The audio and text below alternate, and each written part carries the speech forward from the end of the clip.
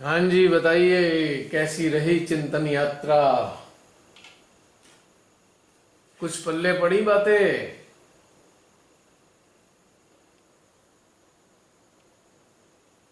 जसलीन मुस्कुरा रही हो, बताओ।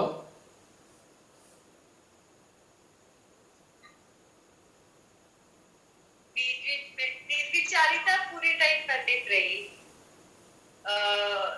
एकदम से झटका लगा, फिर लगा कि मैं सुनाई नहीं दे रहा मुझे, ऐसा मतलब सोई नहीं थी मैं, पर मुझे कुछ सुनाई नहीं दे रहा। हम्म।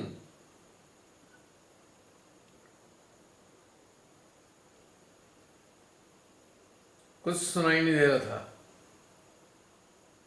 हाँ, जैसे मैं जगी हुई थी और निर्विचार थी, पर मैं ध्यान में क्या हो रहा है मैं ये नहीं कह सकती, मुझे ये फील हो रही है, ये फील हो, पर मैं ऐसे एकदम थॉटलेस, पूरा मेडिटेशन। हम्म।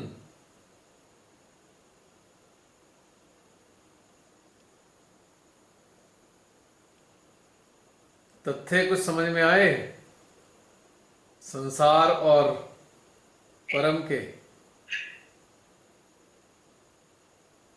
ना, अभी नहीं कॉम्प्लीट कर पाई, मुझे सुनाई नहीं दे रहा था। अच्छा, मतलब कुछ गड़बड़ हो गई थी फोन में। ऑडियो कोई गड़बड़ नहीं थी, और मेरे को एक एनर्जी का फ्लो इतना तेज फील हो रहा है कि मैं वो जोन में तो चली गई, अलर्ट भी हूँ, पर मैं आपको समझ नहीं पा रही, मुझे सुन नहीं रहा ऐसा। मतलब कुछ समझ नहीं आया कुल मिला के। हाँ, हैं? यही है। कुछ तथ्य समझ में आए संसार के और परम के।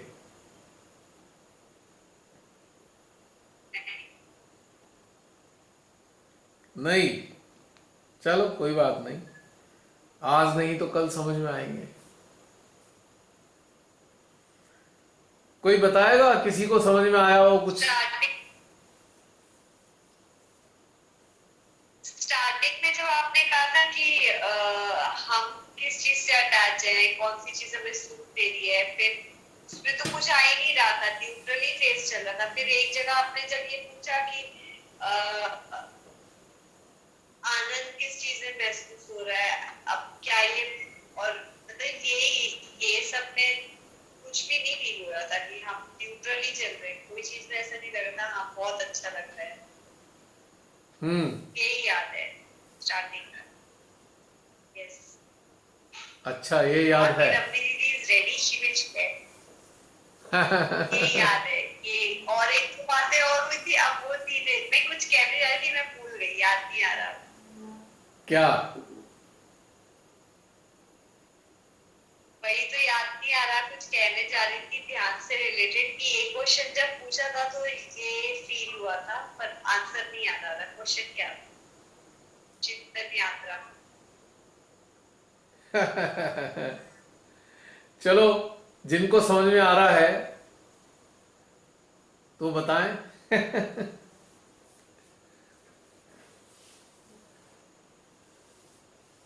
एक्चुअली आज का जो एक ये सेशन था ना, कुछ मान्यताओं का जो ध्यान और संसार के प्रति जो मान्यताएं हैं उनको छिन्न भिन्न करने वाला रहा है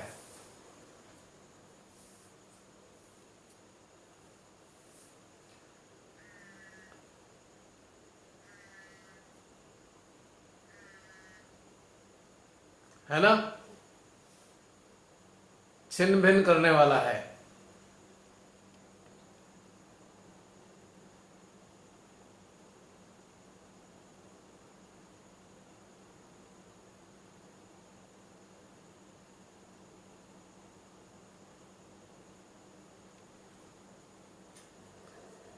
क्योंकि मान्यताएं जब टूटती हैं तो बड़ा अजीब लगता है जसलीन?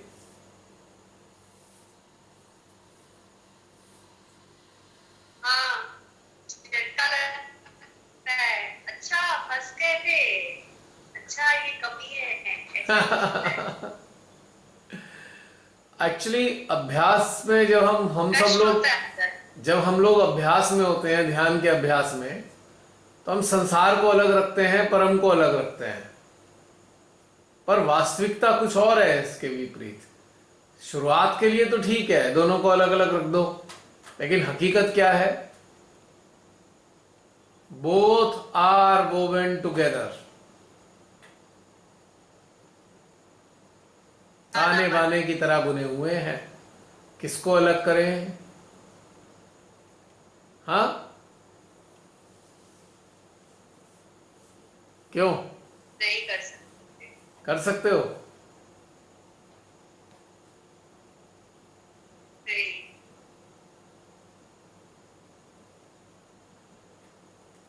कर सकते हो अलग। नहीं, नहीं कर सकते, ये दोनों साथ में ही चलता है। साथ में ही चलता है। ओके। साथ में चलता है। जैसे परमात्मा या जो परम, मतलब हम साथ संसार को परम में जीते हैं, नहीं हम्म परम को संसार में जीते हैं। हम्म। संसार को परम में जीते हो और परम को संसार में जीते हो, दोनों एक दूसरे के पूरक हो हाँ गए ना। हाँ, यस राइट, यही।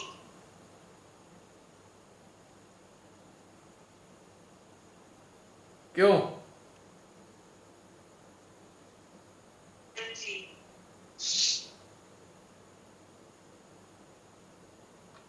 सही है नहीं बात? बिल्कुल है।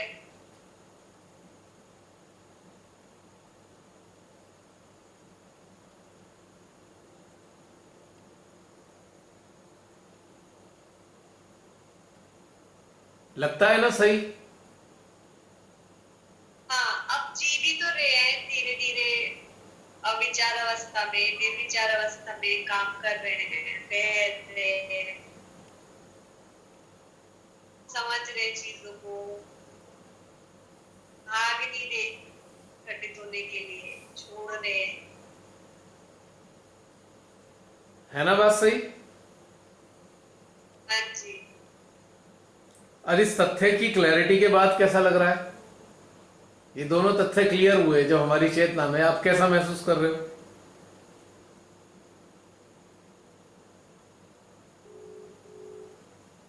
क्यों? पहले ना एक अंदर से फील हो रहा है, जैसे एक टग ऑफ वॉर थी या एक स्ट्रगल था, वो सरेंडर में कन्वर्ट हो रहा है, एफर्टलेस हो रहा है। That would be the right word. We are becoming effortless. हाँ। ये फील हो रहा है, जैसे जब ये तथ्य क्लियर हो गया तो अब एफर्टलेस हो रहे हैं ना हमको, क्योंकि अब हम एफर्ट नहीं कर रहे किसी को याद करने के लिए, हम जी रहे हैं परम के साथ। जी रहे हैं ना। और कोई भी चीज ऐसी लग रही आत्मा है, के साथ रहकर। कोई भी चीज ऐसी लग रही है अजीब सी?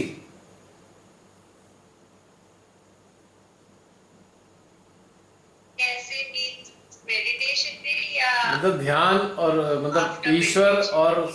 ईश्वर और संसार इंटरमिंगल्ड हो गए, आपस में एक दूसरे में जुड़ गए हैं, तो क्या ये अजीब लग रहा है कॉन्सेप्ट? नहीं, जब पिछला सेशन जो हुआ था उसमें बहुत सारी चीजें इससे रिलेटेड जब समझे आर क्लास के हिसाब से, तो आप उसको समझ में आ गया कि ये दोनों साथ ही चलेगा और स्थिति में हमें ऊपर उठना है। हाँ। और ये पॉसिबल है, पॉसिबल है और अजीब नहीं है, यही सत्य है। अब इस बात को, इस सत्य को महसूस करने पे कितनी राहत महसूस कर रहे हो ना? हाँ है ना? जी, और एक झगड़ा खत्म हो गया। राइट। अच्छा खासी टग ऑफ वार होती है ये। अरे अरे अरे, हम तो टग ऑफ वॉर, मेरे हृदय पे टग ऑफ वॉर का ही पिक्चर आया था। ट्रेस कर लिया, मेरे सिस्टम ने ट्रेस कर लिया। बहुत करता है ये। करता है। पकड़े जाते हो।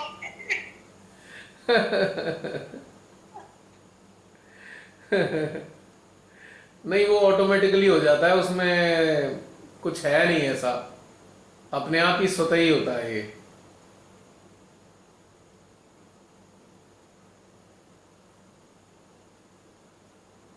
क्यों? बिल्कुल। होता है ना। हाँ, अब होने लग गया हमारे साथ। We are enjoying this sometimes.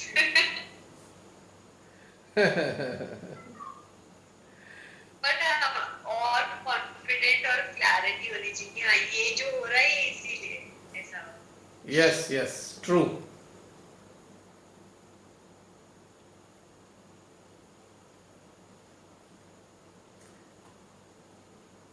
और बात बताओ कुछ। बस मेरा इतना ही। कोई और अन्य ये बताना चाहे अगर, आज के बारे में कुछ उद्गार प्रकट करना चाहें।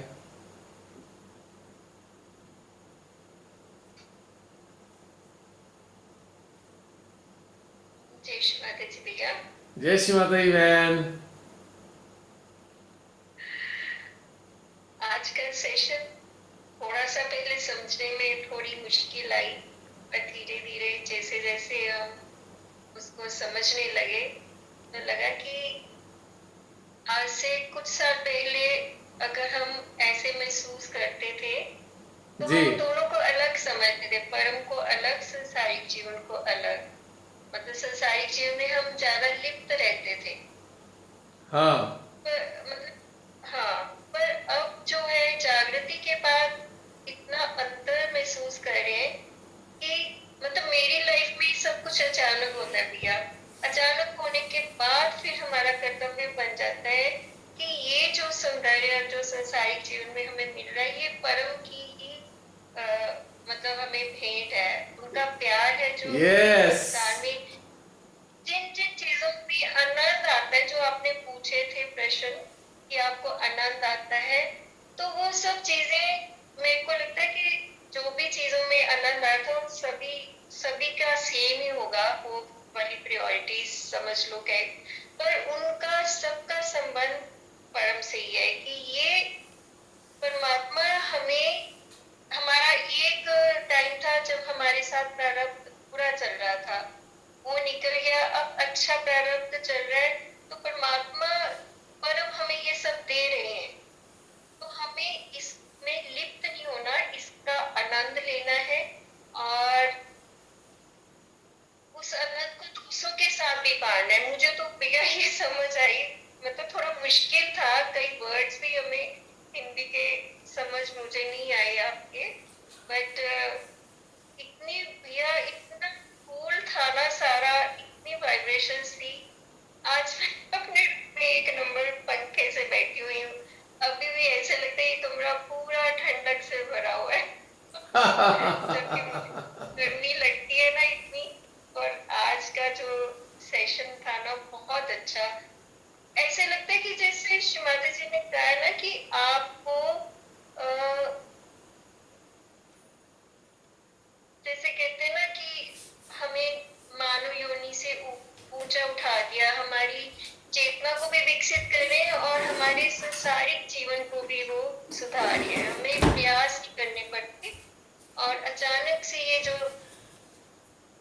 संसारिक जीवन में सुख शांति आनंद जो महसूस कर रहे हैं ये इससे पहले नहीं था, तो अब लगता है कि ये सब परम की उपस्थिति से ही है। अगर परम ना हो उनमें तो हमें इनमें भी आनंद नहीं आता, क्योंकि हमें सबसे ज्यादा आनंद तो इसी शेयरिंग में आता है कि जब हम आत्मा की बात एक दूसरे से करते हैं। और अगर संसारिक जीवन में भी हम बिना लिप्त हुए आनंद फील करें तो इसका मतलब श्योर उसमें भी परम है, वरना उसमें जहाँ परम नहीं होते वहाँ आनंद भी नहीं आता भैया। एग्जैक्टली चाहे कोई मनुष्य हो, मजा चाहे ही तभी कोई आता है, जगह हो, वहाँ आनंद नहीं आता। मजा ही तभी आता है जब वो होते हैं, वरना मजा किसी चीज में हाँ नहीं आ जी, सकता, ये बात पक्की है।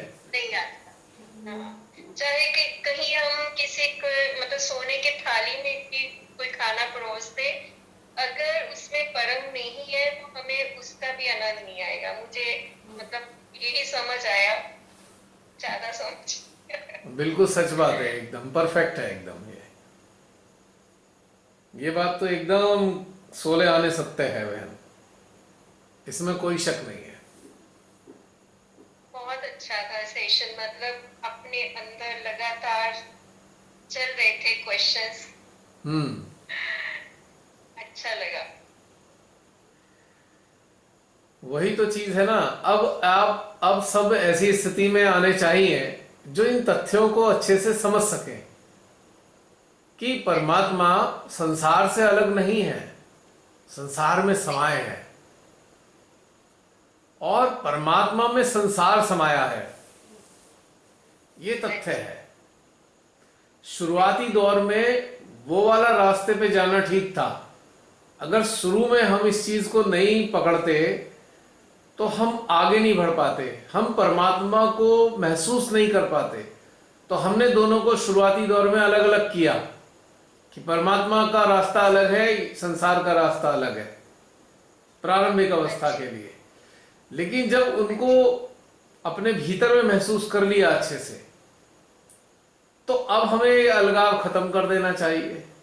अब तो वो हमें हर हाल में अनुभव दे रहे हैं, हर स्थिति में, हर परिस्थिति में दे रहे हैं। तो इसलिए जो भी संसार में हमें सर्वोच्च अवस्था की अनुभूति होती है, मतलब कहते हैं कि चरम अवस्था महसूस होती है किसी भी चीज की, क्लाइमेक्स अनुभव होता है किसी भी चीज का, या ये कहें कि पराकाष्ठा, किसी भी खुशी की पराकाष्ठा अनुभव होती है, तो जो पराकाष्ठा है वो स्वयं वही तो है, तभी हाँ तो जी, मजा आ रहा है। अगर वो ना होते तो मजा कहां से आता। अब ये वाली चीज अच्छे से समझनी है। समझ अब आया। यहां जो द्विज भाव था ना, ये द्विज भाव था कि संसार अलग है, परमात्मा अलग है, द्विज भाव है। अब ये भाव क्या हो गया, एकज, एक ही है ये। संसार भी परमात्मा है, परमात्मा भी संसार है। अब ये वाला भाव है, क्योंकि चेतना इस दौर से गुजरी। अब इतने साल से लगातार हम सब इस दौर से गुजर रहे हैं, तो आज ये अवस्था आ गई कि बस अब इधर उधर का झंझट नहीं, संसार ही परमात्मा है और परमात्मा ही संसार है। आज परमात्मा हमारे संसार बन गए, हाँ जी, है ना, और संसार परमात्मामयी हो गया। तो अब भेदभाव का समापन हो जाता है, कोई भेदभाव नहीं आज की तारीख में। और जितने भी प्रकार के सौंदर्य हमें अभिभूत करते हैं, किसी भी प्रकार के सौंदर्य क्यों ना हो, चाहे वो प्राकृतिक सौंदर्य हो, चाहे किसी कलाकार की कृति का सौंदर्य हो, वो सारे सौंदर्य के जो क्या कहना चाहिए, जो प्रगटीकरण करता है, प्रकट करने वाले हैं समस्त प्रकार के सौंदर्यों के, वो स्वयं स्वयं ही है, खुद ही है, वो वही सौंदर्य का स्वरूप है। तो अब किससे किसको पीछे भागे और किसको छोड़े, सब कुछ वही है। अब लगता है ना ऐसा। बिल्कुल। सबसे पहले थॉट ही यही आता है जब हम किसी चीज को देखकर, सुंदरता को देखकर आनंदमय होते हैं ना, तो पहला थॉट यही आता है कि इसमें परमात्मा है। इसमें परम है। ये चीजें माइंड में मतलब रिफ्लेक्ट हो रही थी, बहुत सारे इंसिडेंट्स ऐसे ही ना। यही तो खास बात है बहन जी। अब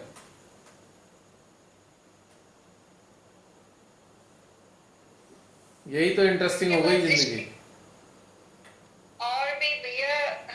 दृष्टिकोण और भी ज्यादा चीजों को सूक्ष्मता से पकड़ने लगेगा इस ध्यान के बाद।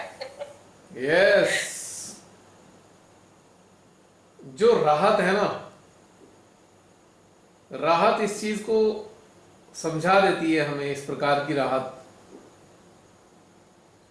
कि भाई अब हमें अलग अलग कुछ नहीं देखना है, अब हम सब एक ही चीज में समाये हुए हैं, और वो है साक्षात परमात्मा। उन्हीं में हम समाये हैं और उनके अलग हम कहीं भी नहीं हैं। अब ये स्थिति है।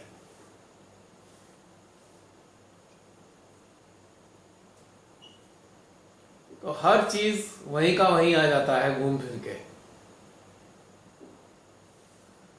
क्यों बहन जी, ठीक है ना बात? बिल्कुल भैया ठीक कह रहे हैं। अब ये झगड़ा खत्म हो गया।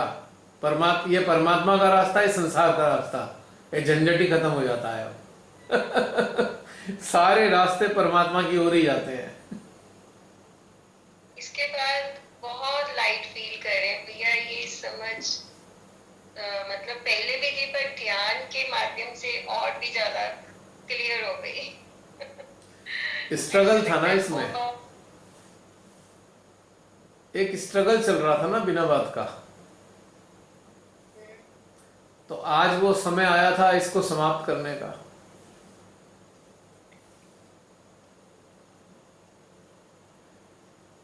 और जब ये चीज समझ में आ जाती है ना, अरे हर चीज में तो वो उपलब्ध है, तो फिर अंदर के जो बहुत सारे नकारात्मक भाव हैं वो सब जीरो हो जाते हैं, एकदम शून्य है।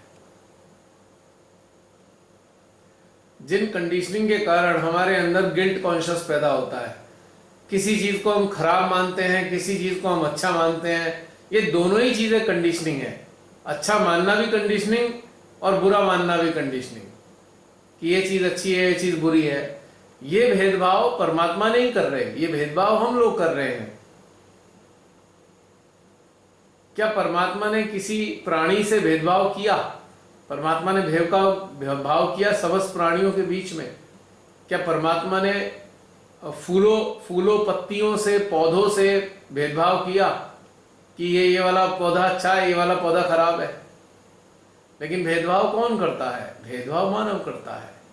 भेदभाव क्यों करता है? वो अपने मन की अज्ञानता के कारण करता है, अपनी कंडीशनिंग के कारण करता है, अपने पूर्व संस्कारों के कारण करता है, जो उसके प्राचीन काल से कई जन्मों में सुन के, देख के, पढ़ के कंडीशनिंग बनती चली जा रही है, संस्कार बनते चले जा रहे हैं। उसके कारण ही अच्छा बुरा भला, अच्छा बुला ये सब चीजें चलती हैं। हाँ, खराब चीज है कुछ, प्रकृति के विपरीत, मानवता के विपरीत और परमात्मा के विपरीत जो चीजें हैं वो खराब ही हैं। लेकिन बाकी सब चीजें एक ही है, कोई अंतर नहीं है। अंतर तो हमारा मन कर रहा था संस्कारों के कारण। अब संस्कार नहीं तो अंतर भी नहीं। क्या हमने खुद का निर्माण किया? क्या हम अपने रचनाकार हैं? जो भी हमारा वजूद है वो सब ईश्वर के द्वारा बनाया गया है। लेकिन संस्कारों ने हमें मजबूर कर दिया कि हम अपने वजूद से नकारात्मक भाव रखने लगे, किसी न किसी कारण से नकारात्मक भाव रखने लगे अपने वजूद के प्रति, अपने रचना के प्रति। संस्कार, और वो क्या थे संस्कार? कि जो पूर्व जीवन में साधनाएं करने वाले थे, ईश्वर की साधना करने वाले लोग थे, तो उनकी जो समझ आई, उनको जो समझ में आया, उनको समझ में क्या आया कि भाई देखो, परमात्मा की साधना जब हम करने चले तो उस क्षण हमारा चित्त कहीं भी नहीं जाना चाहिए, और चित्त को इधर उधर से भटकने से बचाने के लिए उन्होंने बहुत सारे नियम, कायदे, कानून बनाए। कि भाई चित्त इधर उधर भटके नहीं। और वो जो कायदे कानून थे वो केवल तब तक थे जब तक चित्त एकाग्र नहीं हो जाता। और जब ये चित्त एकाग्र हो जाता है तो उन सब चीजों की आवश्यकता समाप्त हो जाती है। लेकिन कालांतर में धीरे धीरे वो जो कुछ छोटे छोटे नियम थे उनका स्वरूप संस्कारों का बन गया। संस्कारों के रूप में वो नियम परिवर्तित हो गए और संस्कार हमारे अवचेतन मन में धस गए। और क्या हुआ कि मानव अब संस्कार से संचालित है, पूर्व संस्कार से, सत्य से संचालित नहीं रहा।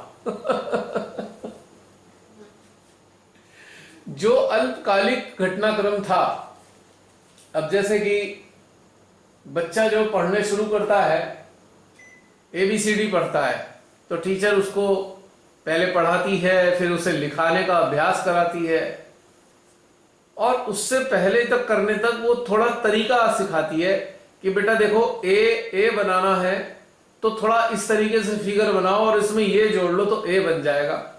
बी बनाना है तो ये वाला डंडा खींचो और उसमें ये वाली फिगर को ऐड कर लो तो बी बन जाएगा। प्रारंभिक अवस्था की शिक्षा थी। लेकिन ये जो प्रक्रिया थी जाने अनजाने में संस्कार में परिवर्तित हो गई, कंडीशनिंग में। और वो धीरे धीरे करके जन्म दर जन्म ये संस्कार सारे के सारे हमारे अंदर भर गए और पता लगा हमें ईश्वर नहीं चला रहे, हमें संस्कार चला रहे हैं। और इन्हीं संस्कारों के कारण अच्छा बुरा पाप और पुण्य तैयार हो गया।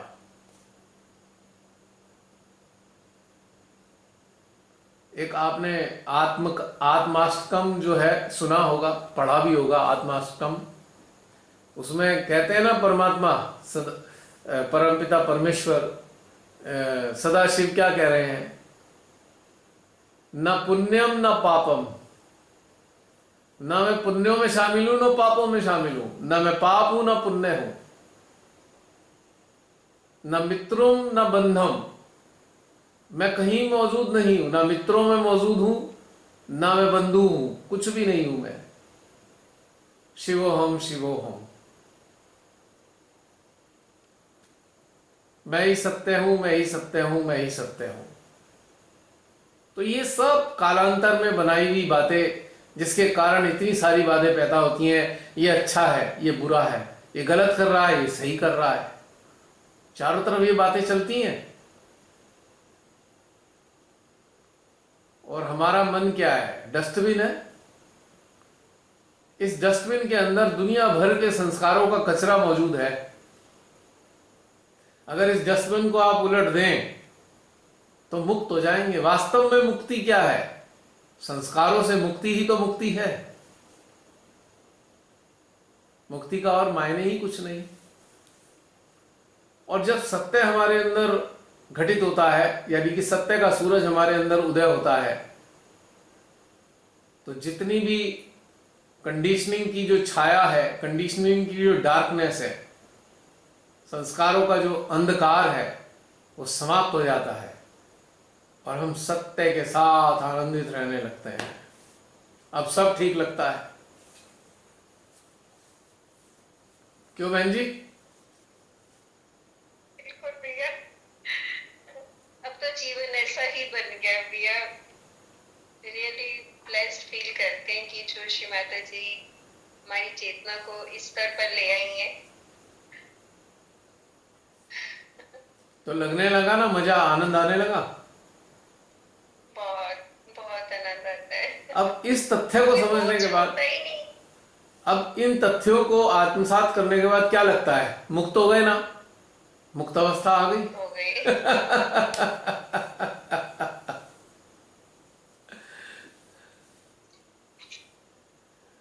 वो बात अलग है कि हमारी चॉइस होगी कि हम समय किस चीज में बिताएं, दैट इज अवर चॉइस। लेकिन जिस जगह भी समय बिताएंगे परमात्मा की अभिव्यक्ति तो वहां भी है।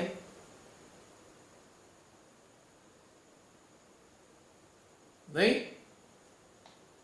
बिल्कुल भैया, बस संसार से चिपकना बुरा है कि हम मतलब ये अपना रास्ता छोड़ उससे चिपक जाए, वो बुरा एक्चुअल में जब हम जान जाते हैं ना तो हम चिपक नहीं सकते, चिपकते भी नहीं। लेकिन अगर प्रारंभिक अवस्था में ना चिपकने का हम कोई नियम बना लें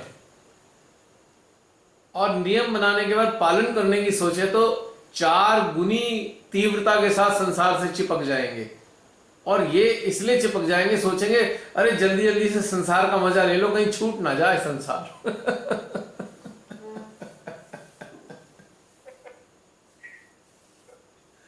आपने बंदर को देखा है कभी? बंदर को, बंदर को जब खाना मिलता है, मान लीजिए आप बंदर को 2 रोटी दें तो क्या करेगा? खाएगा नहीं, फटाफट मुंह में भर लेगा अपने, खाएगा नहीं उसको। हाँ, यहाँ भर लेते, हाँ, गले में भर लेते। और इसलिए भर लेगा कि कहीं ऐसा ना हो कि कम पड़ जाए रोटी और आगे ना मिले, पहले भर ले तू पहले। तो आम मानव की स्थिति क्या होती है? यदि उससे कह दो ना अबे संसार से हट जाओ, तो इतनी बुरी तरह चिपकता है संसार से, वो गोंद की तरह चिपक जाता है कि ऐसा लगता है भाई संसार ना मिला तो क्या होगा। तो वहां पे तकलीफ होती है, संसार छोड़ने में बड़ी तकलीफ हो रही है, अरे नहीं नहीं नहीं। लेकिन जब ऐसी अवस्था आ जाती है तो बड़ी हंसी आती है, अरे संसार को छोड़ना ही क्यों था? छोड़ने की जरूरत क्या थी संसार को? जिस कारण से छोड़ रहे थे वो तो संसार में भी मौजूद निकले। अब ये स्थिति आती है, लेकिन वो प्रारंभिक दौर है, उस अवस्था में थोड़ा सा परहेज करना श्रेष्ठ रहता है। अगर ये वाला अगर रास्ता ना अपनाए प्रारंभिक अवस्था में ना, तो क्या होगा कि हम संसार में परमात्मा को महसूस नहीं कर पाएंगे, क्योंकि उस दौर से गुजरकर ही तो हम इस चीज को समझे हैं, सही है। वरना कैसे समझते? जब परमात्मा से हम एकाकार हो रहे हैं, मान लीजिए हमारा टारगेट क्या है, भाई छोड़ो वोड़ो संसार की चीजें छोड़ो, परमात्मा से एकाकारिता स्थापित कर लो, तो हम उसी प्रयास में लगे, हम पूरी चेतना चित्त के साथ परमात्मा की एकाकारिता में स्थापित करने में लग गए, खोजते रहे। एक समय आया परमात्मा से एकाकारिता स्थापित हो गई। अब परमात्मा से जब एकाकारिता स्थापित हुई तो बड़ी हैरानी हुई कि परमात्मा तो संसार में मौजूद है। क्यों? क्योंकि वो तो कण कण में मौजूद है, अपनी हर रचना में मौजूद है, और हम परमात्मा से एकाकार हो गए। तो क्या हुआ? अब हमें उनकी सारी रचना में परमात्मा महसूस होने लगे, क्योंकि एकाकार हो गए, तो रचना में परमात्मा नजर आने लगे, पहले नजर नहीं आ रहे थे।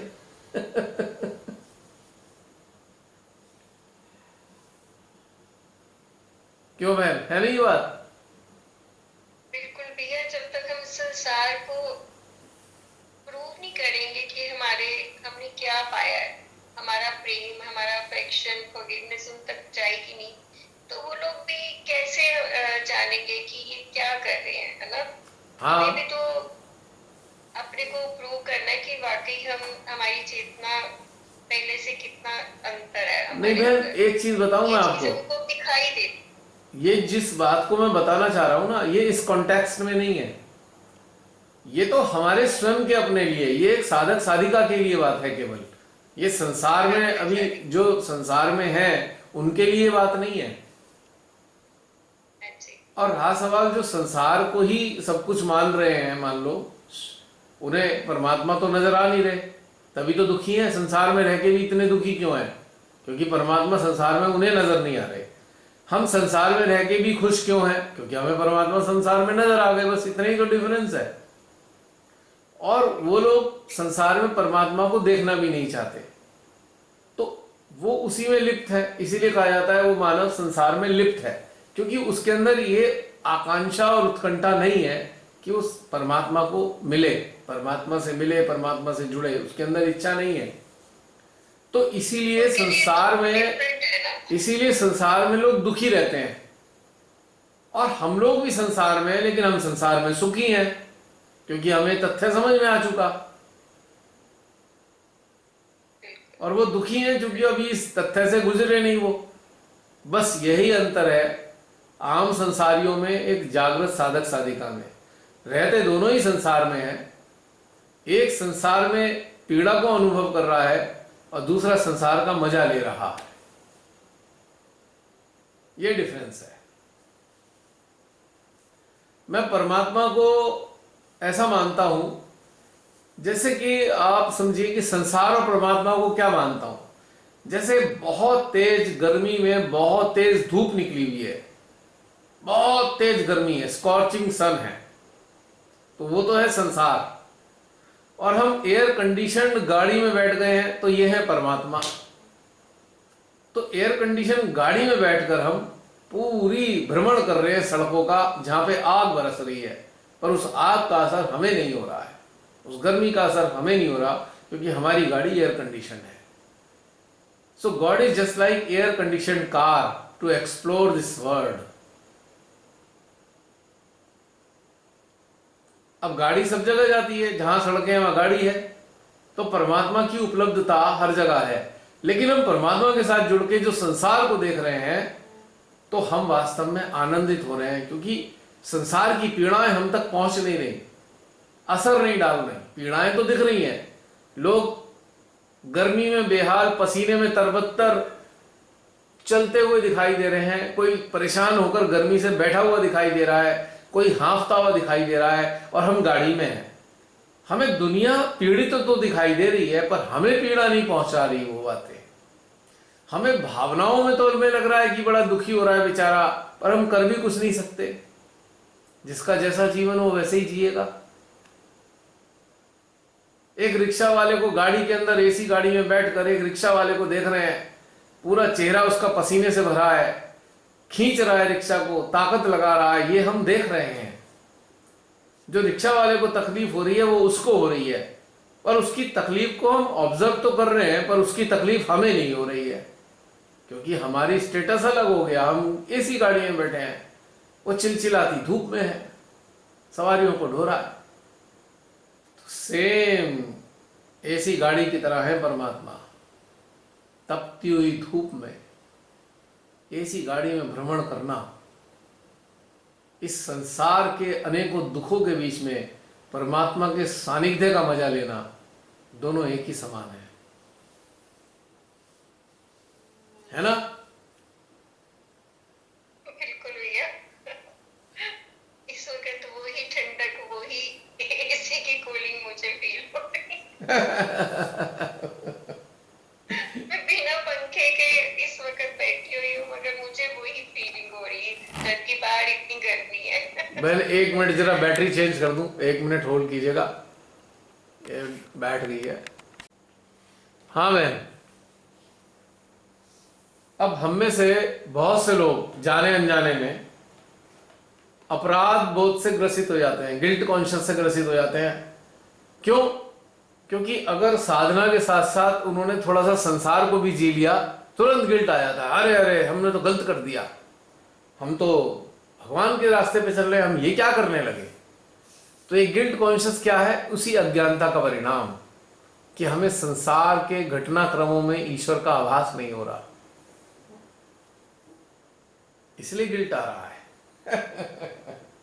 जिस दिन ईश्वर का एहसास होना शुरू हो जाएगा, तो गिल्ट गायब हो जाएगा, गिल्ट आ ही नहीं सकता, क्योंकि संसार की हर चीज में तो वो मौजूद है।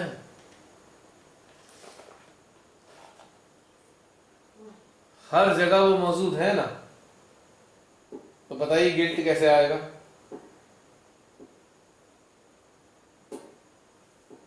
नहीं आ सकता ना। जैसे ही उनका आभास खत्म होगा, तुरंत गिल्ट में फंस जाएगा।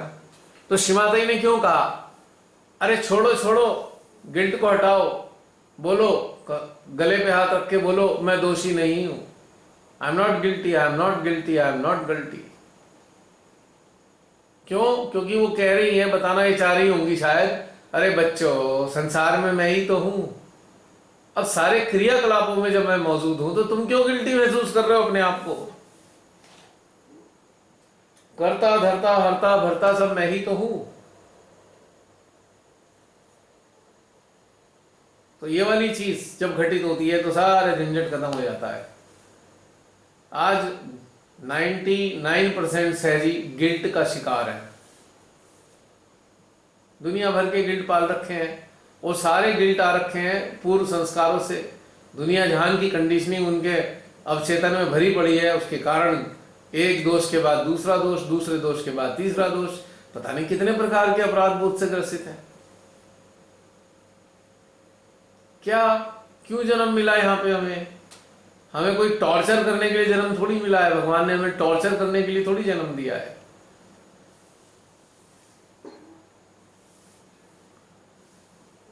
लेकिन ये इंफॉर्मेशन बोलने के बाद भी अगर उनको कोई बीमारी आ जाती है या कुछ प्रॉब्लम हो जाती है तो वो सबसे पहले वो गिल्ट में ही जाते हैं सहयोगी कि मैंने कुछ पता नहीं क्यों कौन सा अपराध कर लिया, या वो नहीं करेंगे तो दूसरे लोग उनको गिल्ट में डाल देंगे कि ये तूने कुछ जरूर ऐसा किया होगा।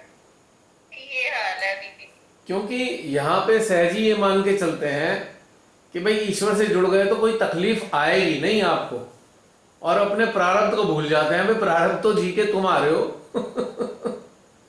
उसका प्रतिफल तो आएगा। उसका प्रतिफल क्या पड़ोसियों के पास जाएगा? वो भी तो हमारे पास ही आना है और होता ये है कि परमेश्वरी की कृपा से जो पूर्व प्रारब्ध के प्रतिफल हैं बड़े तेजी से आने लगते हैं, बहुत तेजी से आते हैं, जिसके कारण जो है लोग सोचते हैं अरे भाई तूने जरूर गड़बड़ कर दी है कोई, जो तेरे साथ ये हो रहा है। ये गड़बड़ हो जाती है, ये सोचने का नजरिया बदल जाता है। आज पता नहीं बहन बैटरी पता नहीं क्यों खराब हो गई है, लगता है बड़ी अभी तो बदली है फिर बैठने लगी है, जबकि चार्ज है फुल। चलिए बदल देंगे, कोई बात नहीं। तो ये कारण है कि हम मान बैठे हैं कि भाई अगर ईश्वर से जुड़ गए तो कुछ खराब होगा नहीं हमारे जीवन में। बेसिकली खराब, हाँ बहन अब बोलते हैं। तो जो संस्कार पड़े हुए हैं ना, ये भी एक संस्कार है कि भाई ईश्वर के साथ जुड़ के रहोगे तो कोई खराबी नहीं आएगी। ये भी एक कंडीशनिंग है। अब हम यात्रा पर हैं, वी आर ऑन जर्नी, और यात्रा है हमारी सड़क की, रोड जर्नी कर रहे हैं हम। तो भाई सड़कें टूटी फूटी भी तो होती हैं। अब कोई अगर सड़क टूटी फूटी आ जाए तो क्या आफत आ गई? थोड़ी देर के लिए धीरे धीरे चल जाएगी गाड़ी, उछलती हुई चल जाएगी। अब हम उसको कहें कि गड़बड़ हो गई है तो ये तो रॉन्ग है ना कॉन्सेप्ट।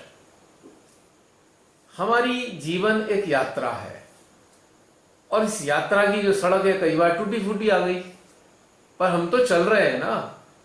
अभी टूटी फूटी आई है, अगली बार फिर ठीक आ जाएगी। We are on the journey. तो हम ये क्यों मान लें कि ये गलत हो गया, भगवान जरूर हमसे कोई गड़बड़ हुई है, फिर तो यही हो गया। अब हम ये सोचने लगे भाई यात्रा पे गलत आ गए, वापस चलो अगर टूटी फूटी सड़क आई तो हम गाड़ी मोड़ के वापस आ जाए, इसका मतलब हमारी यात्रा तो बंद हो गई। हम तो यात्रा बंद नहीं करते, टूटी फूटी सड़क पे गाड़ी को कुदाते हुए ले ही जाते हैं आगे। थोड़ी देर बाद सड़क ठीक हो जाती है, कहीं पानी वाली सड़क आएगी, कहीं गड्ढे वाली आएगी, पर हमारी यात्रा तो बंद नहीं होती। तो इस प्रकार से टूटी फूटी सड़क का आना, गड्ढे वाली सड़क का आना, पानी भरी सड़क का आना भी वही है जिसे हम कहते हैं नकारात्मक घटनाएं। पर इन नकारात्मक घटनाओं के बावजूद भी हमारी यात्रा तो जारी है। सकारात्मक घटनाओं के बावजूद भी हम रुके नहीं है।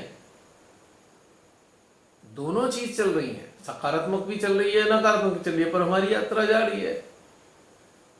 तो ये अज्ञानता का परिचायक है। अरे ये तो सीमाते से जुड़ा है, इसके जीवन में ऐसा क्यों आया है? जब यात्रा में है तो कुछ तो आएगा ही।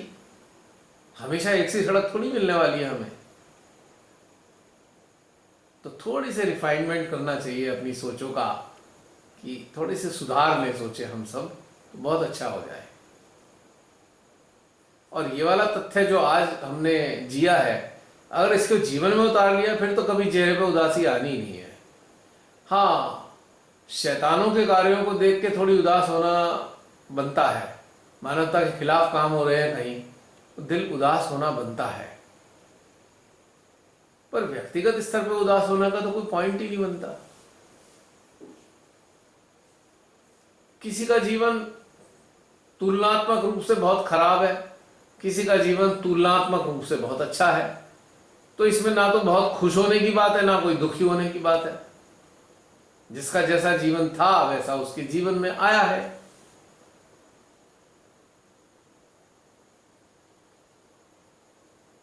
अगर मान लीजिए किसी के जीवन में बहुत ही नकारात्मक लोग हैं जो रात दिन पीड़ा देते हैं उसे, तो इसमें भी एक सकारात्मक चीज छुपी हुई है। इसमें सकारात्मक चीज ये छुपी है कि इंसान दोबारा आने के लिए तो कान पकड़ लेगा कि नहीं, मुझे तो जन्म लेना ही नहीं यहां पे कभी भी। ये सबसे बड़ी सकारात्मक चीज छुपी है। और जिसके जीवन में बहुत अच्छे लोग हैं, हमेशा बहुत सम्मान करते हैं, सब कुछ ध्यान रखते हैं और वो बड़ा प्रसन्न है, तो ये उसके लिए वास्तव में नकारात्मक चीज है, क्योंकि वो तो लिप्त हो गया। हर बार चाहेगा हर बार मैं इन्हीं के साथ जन्म लूं, सातों जन्म तक साथ रहूं, तो हो गई ना समस्या एक खड़ी जीवात्मा के लिए। अब उस सकारात्मक परिस्थिति के कारण हमने जीवात्मा को अगले 6 जन्मों के लिए और फंसा दिया। 1 जन्म तो ये और 6 जन्म और फंस गई ना जीवात्मा। और जब बहुत बुरे इंसान हमारे साथ में तकलीफ देने वाले, तो एक ही जन्म में बेड़ा पार हो गया, अगली बार तो आना ही नहीं, तो जीवात्मा प्रसन्न है।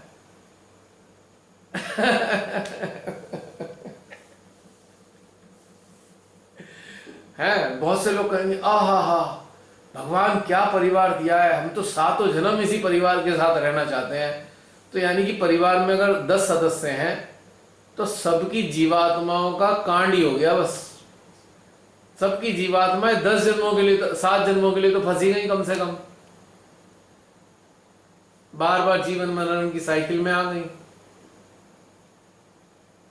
और जिसके जीवन में इतने कष्ट आते हैं, इतने कष्ट आते हैं, सहे नहीं जाते, तो उसका तो इसी जीवन में बेड़ा पार हो जाता है, उसका झंझट ही खत्म हो गया बार बार आने जाने का, और वो तो मुक्त अवस्था में अपने आप ही आ गया, क्योंकि उसने कहा भगवान जी नहीं, अब नहीं मुझे जन्म लेना, हो गया मेरी संसार की यात्रा पूरी, अब तो बस मैं सूक्ष्म रूप में आपके श्री चरणों में रहना चाहता हूं, अब नहीं आऊंगा यहाँ पे। हो गया ना फायदा। बिल्कुल भी कष्टों में रहने वाला व्यक्ति बल्कि ज्यादा गुणी बन जाता है। एग्जैक्टली से सीखता वो, उसमें धैर्य शांति और भी आ जाती है। मैंने व्यक्तिगत रूप से देखा है, बड़े बड़े ऊंचे दर्जे के सहजी, बहुत प्रतिष्ठित, जिन्होंने 85,000 लोगों को जागृति दी होगी, जरा सी तकलीफ का झोंका के आया एकदम अधमरे हो जाते हैं, एकदम अधमरे। मुझे हंसी आती है यार, ये कैसे सहजी हैं, इतने ऊंची ऊंची बातें करने वाला एक झटके में फुस हो गया, जरा सा झोंका आया तकलीफ का और औंधे पड़े नजर आते हैं। और जब थोड़ा होश आता है तो इससे क्या है, उससे क्या है, इस वाले ग्रुप में रिक्वेस्ट डाल, उस वाले ग्रुप में रिक्वेस्ट डाल, बंधन लगवा, इससे बंधन लगवा, उससे बंधन लगवा। क्या यार, इतने सारे लोग, हजारों लोगों को रिलेशन देने वाला इंसान आज भिक्षु जैसा, याचक जैसा व्यवहार कर रहा है, कटोरा लेके जैसे खड़ा हो जाता है भिक्षु सड़क पे कि अल्लाह के नाम पे दे दो। कैसा व्यवहार करता है, बड़ा आश्चर्य होता है मुझे। भाई किस लिए भिक्षा जैसे बंधनों का मांग कर रहे हो आप, क्यों कर रहे हो? अरे परिस्थितियां आई हैं, सामना करो। शूरवीर होते हैं श्री माता जी के मार्ग पे चलने वाले, शूरवीर। अब शूरवीरों का तो काम ही यही है, संघर्ष करना। वो प्रतिष्ठा बना रखी ना, हाँ बड़े फेमस, और वही प्रतिष्ठा ही धूल में मिल गई, एक झटके में जरा सी परेशानी आती, औंधे मुंह पड़े हैं, याचना कर रहे हैं, अरे कोई चित डाल दो, कोई थोड़ा सा बंधन लगा दो, ये याचना शुरू हो गई। क्या जरूरत है याचना करने की? मां आदि शक्ति की संतानें के याचक हो सकती हैं। तो इसका मतलब आभास ही नहीं है कि मां आदि शक्ति की संतान है। तो जब ये संसार में ईश्वर का अनुभव होने लगता है ना, तो नकारात्मक परिस्थितियों में भी ईश्वर का ही रूप नजर आता है। जब बहुत नकारात्मक स्थिति आती है ना, जो जागरूक साधक साधिका होते हैं ना, मुस्कुराते हैं, अच्छा प्रभु अब ये रूप धर के आ गए, चलो आ जाओ, स्वागत है आपका। फिर ये मुस्कुरा के लेते हैं, अच्छा आप इस रूप में आए हो, पहले मिले सुख के रूप में, फिर घटनाओं के रूप में, और अब मिले हो दुख के रूप में, अच्छा आओ आपका स्वागत है। तब ये वाला व्यवहार होता है दुख तकलीफों के साथ में। तो ये एक समझ है, सूक्ष्म समझ है, जो जागृत हो जाए अगर, तो उसके लिए संसार क्या और परम क्या सब एक ही बराबर है, कुछ अंतर नहीं है दोनों में, और जीवन पूरा सार्थक है।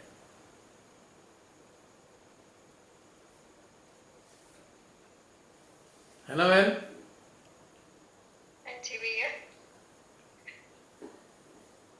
ठीक जा रहे हैं हम सब। इसी दिशा में जा रहे हैं। माँ की बहुत कृपा। मैं देखता हूं, जब प्रारंभिक अवस्था में मेरा जीवन का प्रारंभ हुआ तो मुझे प्राकृतिक सौंदर्य सबसे ज्यादा अभिभूत करता था। वैसे तो हर प्रकार का सौंदर्य अभिभूत करता था, लेकिन प्राकृतिक सौंदर्य कुछ ज्यादा अभिभूत करता था। धीरे धीरे प्रकृति के साथ जब एकाकारिता होने लगी तो मुझे संसार में भी सौंदर्य नजर आने लगा, बहुत सारी चीजों में सौंदर्य नजर आने लगा प्रकृति के साथ जुड़ने के बाद। ये बड़ा अजीब सी चीज देखी। शुरुआती दौर में प्रकृति के नजदीक नहीं था मैं, शुरू के बचपन के जो काल था प्रकृति से दूर था, और कुछ समय बाद, कुछ सालों बाद प्रकृति ने अपने पास अपने गोद में बिठाने का अवसर दिया, और पिता हिमालय ने भी अपनी गोद में स्थान दिया। तो बड़ा आनंद आया, बहुत आनंद आया, और उस आनंद का मजा लेकर जब मैं संसार की तरफ देखता था तो मुझे संसार में भी मजा आने लगा। मैं कहा नहीं, प्रकृति का जो सौंदर्य है वो संसार में ही मौजूद है, अनेकों रूपों में मौजूद है। तब तक परमात्मा को पता नहीं था, परमात्मा के बारे में कुछ जानता नहीं था मैं, भगवान के बारे में मुझे कुछ मालूम नहीं था कि लोग कहते थे भगवान है। मेरे को तो बस वो प्रकृति ही भगवान नजर आती थी, हिमालय ही भगवान नजर आते थे, और सूर्य ही भगवान जैसे नजर आते थे, क्योंकि सूर्य हमारे इस जीवन को चलाते हैं। सूर्य ना हो तो हमारा जीवन नहीं ना चले। तो एक प्रकार से सूर्य मेरे लिए भगवान थे। आज भी सूर्य जब निकलता है तो मेरा हृदय बड़ा गदगद होता है।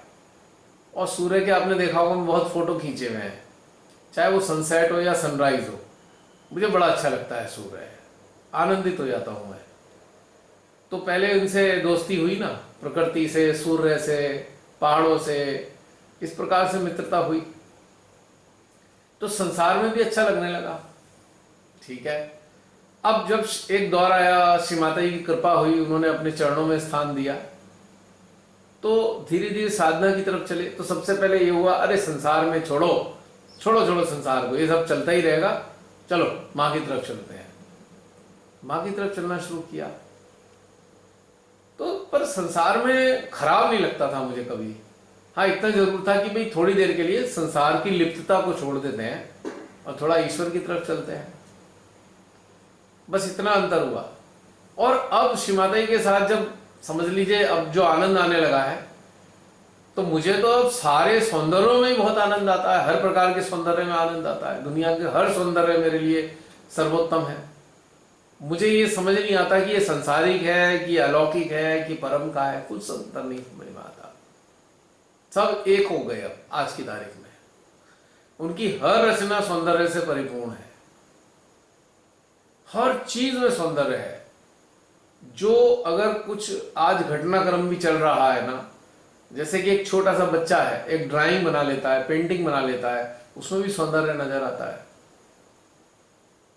और जीवन में जो खुशनुमा इंसान है, भले ही वो सहज योगी ना हो, भले ही वो साधक साधिका ना हो, जो हैप्पी पीपल है, जो अंदर से प्रसन्न रहते हैं, वो भी सौंदर्य में ही लगते हैं, उनमें ही परमात्मा का सौंदर्य नजर आता है। तो अब कुछ चीज खराब नहीं रह गई, बस एंटी नेचर, एंटी गॉड और एंटी ह्यूमैनिटी के साथ जो के लिए जो कर रहे हैं, उनको छोड़कर मुझे किसी से कोई कष्ट नहीं महसूस होता, बल्कि आनंदित ही रहता हूं मैं। हाँ, वो बात एक अलग है कि संसारिक कार्यकलापों में इतनी रुचि नहीं रही जितना ईश्वर के सानिध्य की रुचि बन गई है। लेकिन उन सांसारिक क्रियाकलापों में भी ईश्वर की अभिव्यक्ति है, किसी न किसी रूप में है। कभी वो संतुष्टि के रूप में नजर आते हैं, तो कभी एक उत्साह के रूप में वही नजर आते हैं, कभी एक उल्लास के रूप में नजर आते हैं, कभी एक जो इच्छा की पूर्ति हो रही है उस पूर्ति के अंदर वो नजर आते हैं। मतलब कुछ भी ऐसा नहीं रह गया जिसमें वो नजर नहीं आते। तो ये विलक्षण एक परिवर्तन का अनुभव मैंने महसूस किया। तो आज समझ लीजिए उसी की अभिव्यक्ति थी आज ये ध्यान।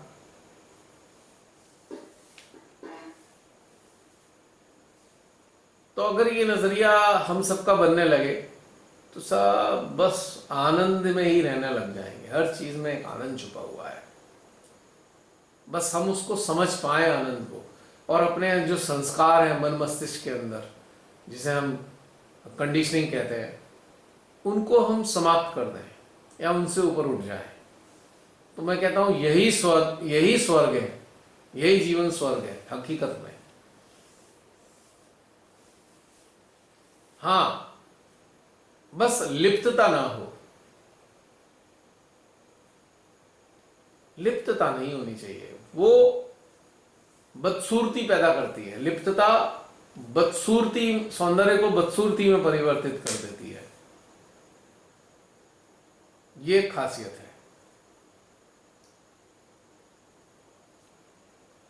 तो संसार की जो भी जीवन है ना, वो बहुत सुंदर है, बशर्ते हम इस चीज को अनुभव करें कि सारा जीवन ईश्वर से संचालित है और वो हर जगह विद्यमान है, हर घटनाक्रम में वो मौजूद है।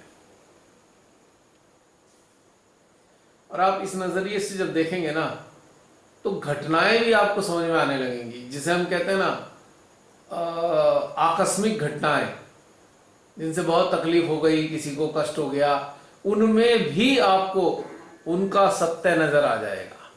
मतलब वो आकस्मिक घटनाएं भी आपको कष्ट नहीं देने वाली। फिर इवन कुछ लोगों की मृत्यु होना भी, अगर अचानक से किन्हीं की मृत्यु हो गई है, तो उसमें भी आप ये महसूस कर लेंगे, अरे मृत्यु तो हो गई ठीक है, पर ये जो सोल है ना परमात्मा के चरणों में चली गई है। पर ये नजरिया बनेगा। फिर घटनाक्रम समझ में आने लगेंगे, सब चीज समझ में आती है घटनाक्रम की। और फिर आप स्वयं भी तैयार रहेंगे, ठीक है भाई, हमारे साथ भी कोई दुर्घटना हो जाए तो अच्छी बात है, कोई बात नहीं, उसमें ही परमात्मा हमारी कल्याणी कर रहे होंगे कुछ ना कुछ। फिर हम अपने साथ भी यही समझेंगे। ऐसा नहीं कि हम दुनिया के लिए देखेंगे, अपने लिए भी हम ये मान के चलेंगे कि हाँ परमात्मा हमारे लिए भी कुछ अच्छा ही कर रहे हैं। अगर हमारे साथ कोई दुर्घटना हुई, आकस्मिक दुर्घटना हो गई कोई भी, और पीड़ा हुई, कुछ हानि हो गई, किसी के जीवन का लॉस हुआ या किसी का धन की हानि हुई या किसी का सामान टूटा, तो उसमें भी कहीं ना कहीं हम अच्छा ही देख रहे होंगे। अच्छा ये सामान टूट गया था, ओहो, इसका जो ठीक कराने के जो पैसे हैं ना, किसी मिस्त्री के पास जाने थे, उसको मिलने थे ये पैसे। अगर ये टूटता नहीं तो उसको पैसे भी नहीं मिलते। ऐसी वाली चीजें आने लगती हैं फिर समझ में। फिर ये घटनाएं विचलित नहीं करती। और इंसान सोचता है, अच्छा अगर ये दुर्घटना हुई या घटना हुई तो इसके कारण में अनेकों जीवात्माओं से मेरा मिलना हुआ, इंटरेक्शन हुआ, तो इस दुर्घटना के कारण ही तो इंटरेक्शन हुआ। फिर ये ऐसे सोचता है इंसान। और कोई बहुत अपना प्रिय है, जिसे हम बहुत प्यार करते हैं, उसकी सडनली मृत्यु हो जाए, तो हम पता है क्या सोच रहे होंगे ऐसे ऐसे इंसान के बारे में, अरे अरे अच्छा है, इस संसार में रखा ही क्या है, क्या है इस संसार में, चलो ज्यादा कष्ट नहीं उठाने पड़े, वो कम समय में ही चला गया। फिर हम ऐसे सोचेंगे, हमें सब ये भी कष्ट देखने हैं, उसको कष्ट नहीं देखने से, इसलिए वो चला गया। उसने अच्छे कर्म किए थे इसलिए उसे ज्यादा कष्ट नहीं देखने पड़े संसार के। तो हम फिर ऐसे सोचने लगते हैं। है थोड़ी अजीब बात, पर अगर गहनता में जाके देखेंगे तो आपका फिर नजरिया ऐसा ही लगेगा आपको। हर घटनाक्रम में उनकी इच्छा छुपी नजर आती है। और जो पीड़ा है ना, पीड़ा तो एक तरीके से इसीलिए होती है, हम सही चीज जानते नहीं है, हम घटनाक्रम को समझते नहीं, इसलिए हमें पीड़ा होती है। यदि हम घटनाक्रम को समझने लगे तो कोई पीड़ा नहीं है।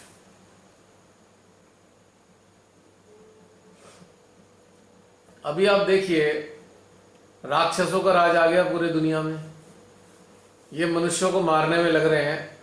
हम सबके भीतर में बहुत आक्रोश है, हम लोग इनके विपरीत कार्य भी करते हैं, टेंशन वर्क करते हैं, सब कुछ करते हैं, पर साथ में एक समाधान और सत्य भी हमें समझ में आ रहा है कि ठीक है प्रभु, विश्व की जनसंख्या कम हो जाएगी तो आराम ही हो जाएगा। आप बड़ी आफत है, सड़क पे निकलो इतनी भीड़, हर जगह इतनी भीड़। अगर ये वास्तव में जनसंख्या को मार मूर कर भी खत्म करना चाह रहे हैं तो ये ठीक है, जो चेतनाएं संसार में बनी रहेंगी उनके लिए बड़ा आराम हो जाएगा। इतनी भीड़ में आफत ही हो जाती थी। या ये कहें दूसरे रूप में कि इतनी बड़ी जनसंख्या है और खाने को है नहीं और भूखी मर रही है, तो कम से कम जब ये कम हो जाएंगे तो भूखा तो कोई नहीं मरेगा ना। फिर ये वाली सोच भी साथ में चल रही है।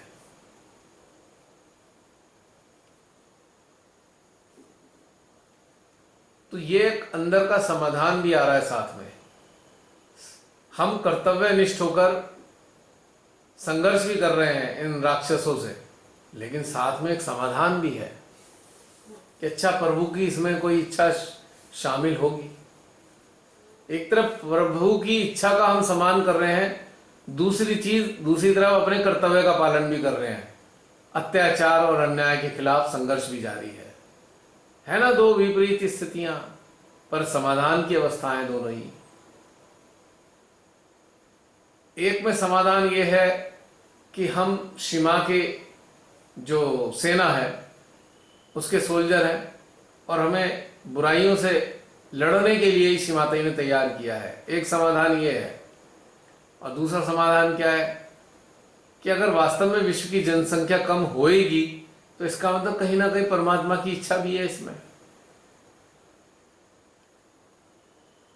एक तरफ ये समझ है तो दूसरी तरफ हमारा कर्तव्य है, पर काम दोनों ही चल रहे हैं।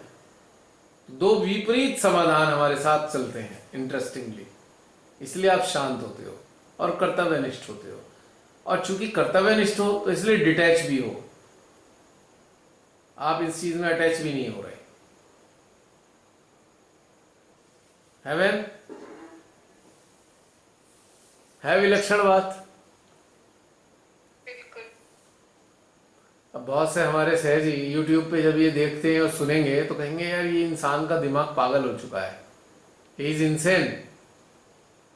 जरूर ऐसा सोचेंगे, पर जब जागरूक हो जाएंगे और जब ये दोबारा सुनेंगे तो कहेंगे नहीं, हमें समझ नहीं आ रहा थी, बात सही है।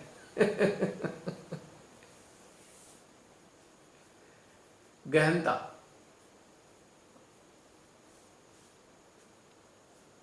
यही तो गहनता है। और गहनता से क्या लाभ होता है? गहनता आपके जीवन को सुगम और सरल बना देती है।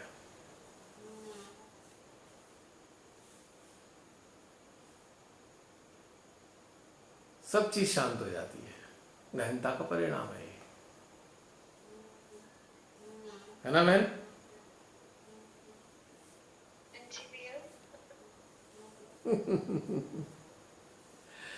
चलिए और बताइए। मैंने तो बहुत सारी बातें बता दी, भीतर से आते ही जब कुछ बातें।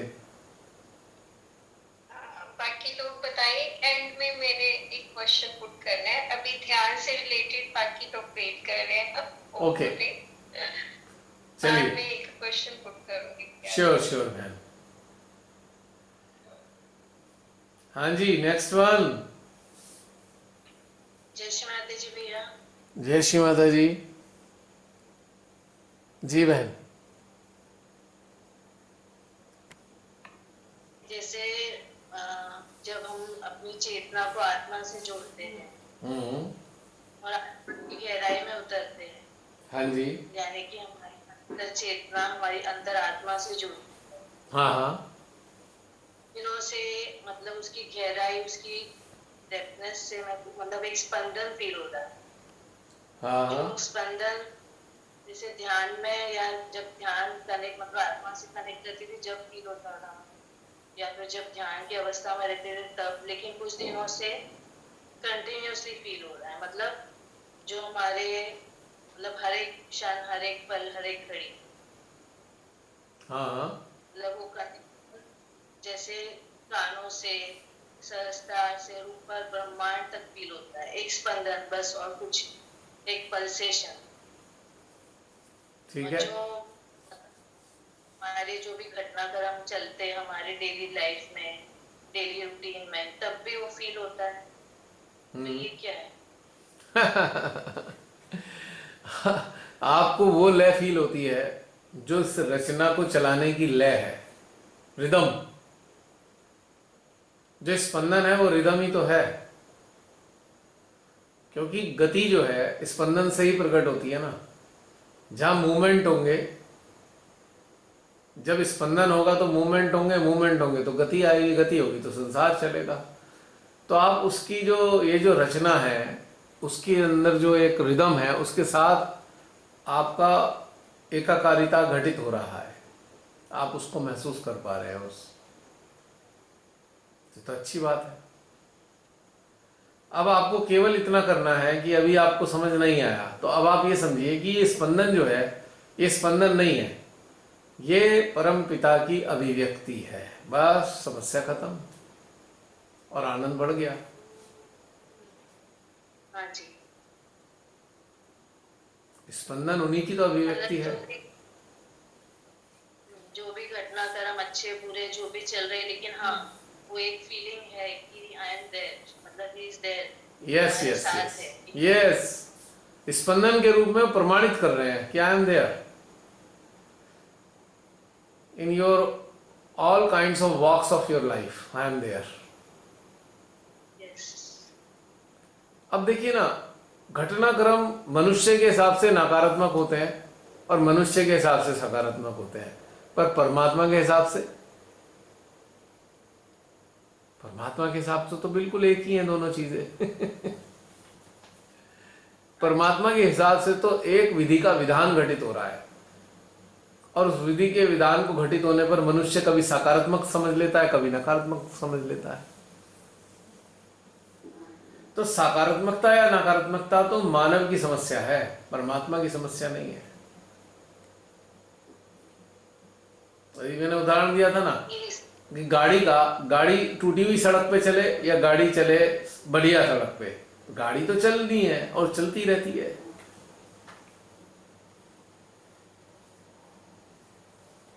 तो आंकलन तो हम कर रहे हैं ना, टूटी है कि सही है। परमात्मा के लिए तो वो तो रोड है। अपने आप को करते हैं, हाँ, अपने जो आप को हमारे संतुष्ट कर जीवन लेते में हैं। सत्य होते हैं हम कैसे connect होते हैं उससे, बिल्कुल। किस एंगल से हम कनेक्ट होते हैं। यस।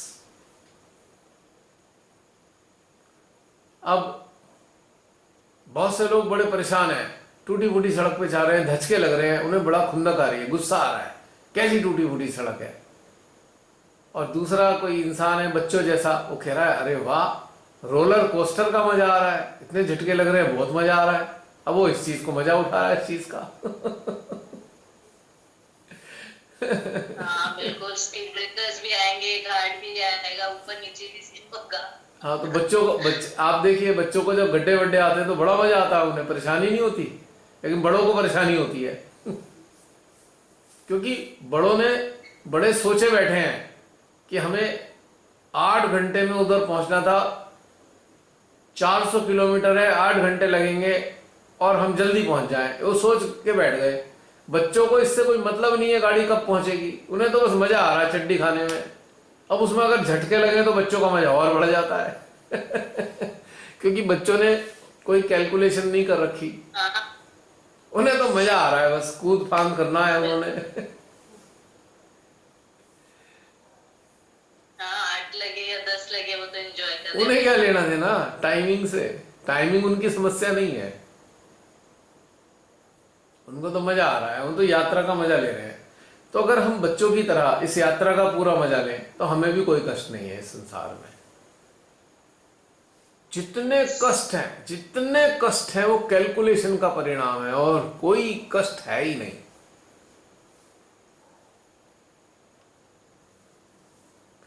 अब किसी को शारीरिक कष्ट होता है, हाय बड़ा दर्द हो रहा है, ये हो रहा है, ठीक है भाई, अब तूने मान क्यों लिया कि दर्द नहीं होगा, हमेशा स्वस्थ रहूंगा, ये माना क्यों? अब स्वस्थ रहने का मान लिया तो अब कष्टों का झेला नहीं जा रहा है। अरे मान ले कष्ट भी होते रहेंगे तो फिर कोई समस्या नहीं है। ये तो पार्ट एंड पार्सल है। और क्या, ये सब हमारी मान्यता के कारण हमें तकलीफें होती हैं, और हर चीज मान्यता के कारण गड़बड़ करती है। जितना भी अपराध बोध आता है वो सब मान्यता के कारण अपराध बोध आता है। मान्यता अगर खत्म कर दीजिए तो आपका गिल्टी कभी नहीं आएगा जिंदगी में।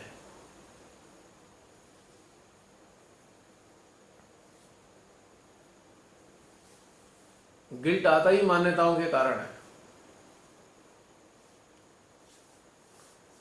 अब जैसे कि एक माँ है, बच्चा उसका बहुत ज्यादा शैतानी कर रहा है, बहुत ही शैतानी कर रहा है, उसने एक थप्पड़ मार दिया, थप्पड़ मारा, बच्चे की शैतानी रुक गई, एक कोने में बैठ गया। अब माँ को गिल्ट आ गया, हाय मैंने अपने बच्चे को मार दिया। अब ये गिल्ट आ गया। अब गिल्ट क्यों आया है? क्योंकि माँ हमेशा ये चाहती है बच्चे को कोई कष्ट ना हो, पर माँ को ही मजबूरी में थप्पड़ मारना पड़ गया, तो अब गिल्ट आ गया। लेकिन अब ऐसी स्थिति आ गई थी कि थप्पड़ मारना पड़ गया, वरना वो इतना उद्दंड होता जा रहा था तो कंट्रोल से बाहर था। तो कंट्रोल करने के लिए थप्पड़ मारना पड़ा, पर साथ में माता के हृदय में गिल्ट भी आ गया, अरे मैंने अपने कलेजे के टुकड़े को थप्पड़ मार दिया। हालांकि मैं मारने पीटने के सहयोग में नहीं हूं कि मैं इसको कहूं कि हाँ मारना चाहिए, नहीं, मेरे को अच्छा नहीं लगता कोई बच्चों को पीटे, पर मैं एक उदाहरण देने के लिए बोला गिल्ट का।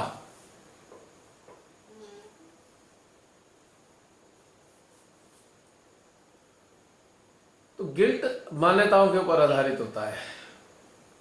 हम कहते हैं हमारा बच्चा है, बस हम तो उसे बहुत प्यार करेंगे, बहुत प्यार करेंगे, और कई बार अचानक ऐसी विपरीत परिस्थिति होती है कि बच्चा कंट्रोल ही नहीं होता, तो एक थप्पड़ मारना पड़ता है। वो थप्पड़ इसलिए नहीं मारना होता उसे कष्ट देना है, थप्पड़ इसलिए मारना है कि वो थोड़ा रुक जाए, उस उद्दंडता से थोड़ा सा रोक ले अपने आप को। हालांकि उससे भी पहले एक चीज होनी चाहिए,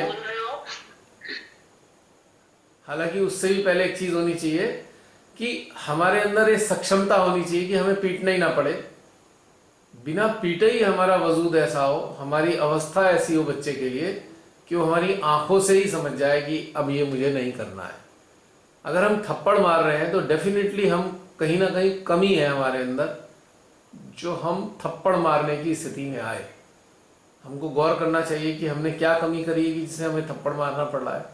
क्या हम सक्षम नहीं थे कि हमारी एक इशारे से बच्चा समझ जाए, या हमारे अंदर कंपैशन की कोई कमी थी कि बिना कंपैशन से भी तो हम रोक सकते थे उसको थप्पड़ मारे बगैर।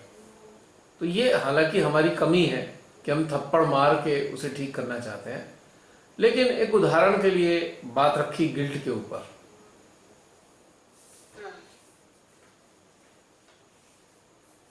अगर आप बच्चे को पूरा समय देते हैं, फुल समय जो बच्चों को चाहिए, ये नहीं कह रहा मैं 12 के 12 घंटे 24 के 24 घंटे बच्चे को, लेकिन जो जेन्युइन बच्चे को घंटे 2 घंटे चाहिए अगर देते हैं, तो थप्पड़ मारने की तो कभी जरूरत नहीं पड़ेगी। ये मेरा चैलेंज है इस बात का। आपकी समय की कमी होती है इसलिए थप्पड़ पड़ता है बच्चे को, आप समय नहीं देते पूरा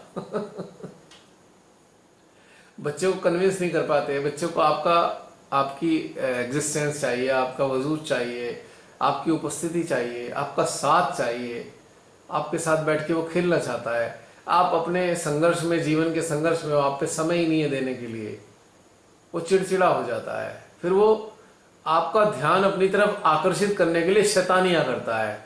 शैतानियां केवल इसलिए करता है ताकि आपका ध्यान उस बच्चे की तरफ चला जाए, और आप उस शैतानी को भी गलत मान के उसे 2 थप्पड़ लगा देते हो।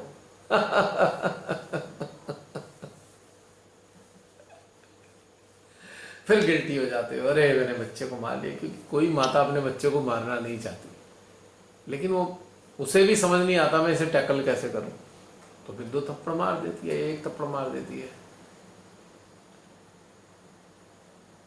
100% थप्पड़ मारने की जरूरत ही नहीं पड़ती, वो केवल डेफिशिएंसी ऑफ टाइम के कारण होता है। ऐसा समय नहीं दे पाए हो आप, इसलिए ऐसी स्थिति आ गई बच्चे की कि आपका ध्यान अपनी तरफ आकर्षित करने के लिए उसने उल्टे काम करने शुरू कर दिए। बच्चे अटेंशन सीकर होते हैं। आप कभी भी गौर कर लीजिएगा, जो माता पिता कितने ही व्यस्त होने के बाद अपने बच्चे को 1-2 घंटे प्रॉपर दे देते हैं ना, उनके बच्चे उदंड नहीं रहते, ना ही वो चिल्लाते हैं, शोर मचाते हैं। खैर ये अलग विषय है। हमारी बात चल रही थी गिल्ट की। आप कुछ कह रहे थे बहन? नहीं, ये बोल रही थी कि आप शायद हृदय के भाव पढ़ लेते हो, जैसे घर में यही कुछ चल रहा था। अच्छा। और मारा नहीं हुई है। हैं?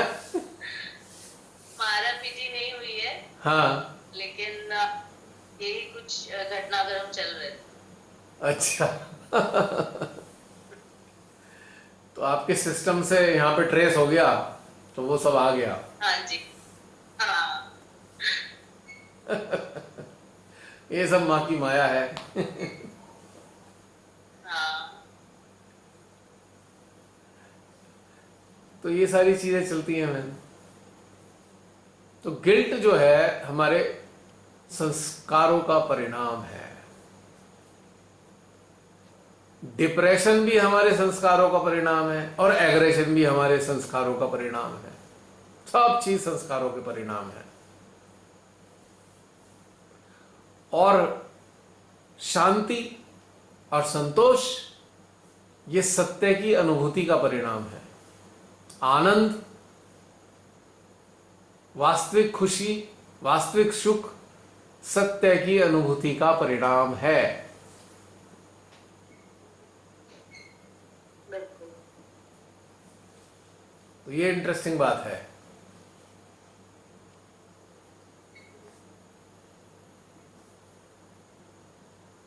जब भी हमारे अंदर 3 ये विपरीत नकारात्मक स्थितियां प्रकट हो, तो अपने अंदर झांक के देखें, क्या हम सत्य से दूर हैं या सत्य को महसूस नहीं कर पा रहे। और जैसे ही आपने इधर ध्यान दिया, और तत्क्षण सत्य का एहसास होगा, और आपका एग्रेशन, डिप्रेशन, गिल्ट कॉन्शियस सब जीरो हो जाएगा। खत्म, एक झटके में जीरो हो गया। मजा आ गया।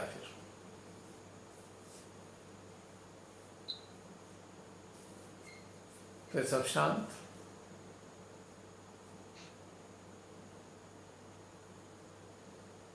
मैं तो ये देखता हूं, मानव अपने से ही लड़ाई लड़ता रहता है, खुद को ही थका मारता है, खुद को ही निढाल कर देता है लड़ लड़ के अपने से ही। तो ये बड़ी त्रासदीपूर्ण घटनाक्रम है मानव के साथ में। यदि आप स्वयं को जानने लगोगे तो अपने से तो लड़ाई खत्म ही हो जाएगी। लड़ाई होती ही नहीं अपने से, फिर शांति रहते हो आप। श्री माता जी ने कहा ना, सबसे बड़ी भक्ति संसार में अपने को जानने की है। स्वयं को जानना ही सबसे बड़ी भक्ति है, सबसे बड़ी साधना है। श्री माता जी ने स्वयं बोला है ये बात।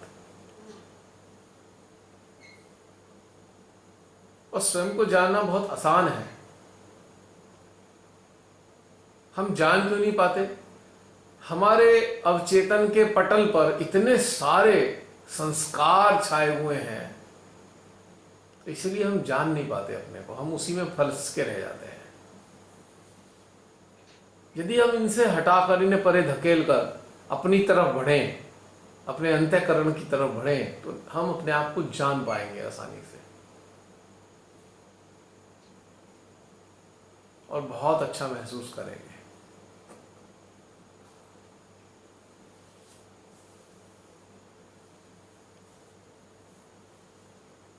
हाँ, उम्मीद करते हैं कि हम में से बहुत से साधक साधिका इस तरफ चल रहे हैं और अपने जीवन में ही उस आनंद के स्रोत को पा लिया है, या पाने जा रहे हैं, या अनुभव करने लगे हैं, जिससे जीवन सुंदर हो गया है।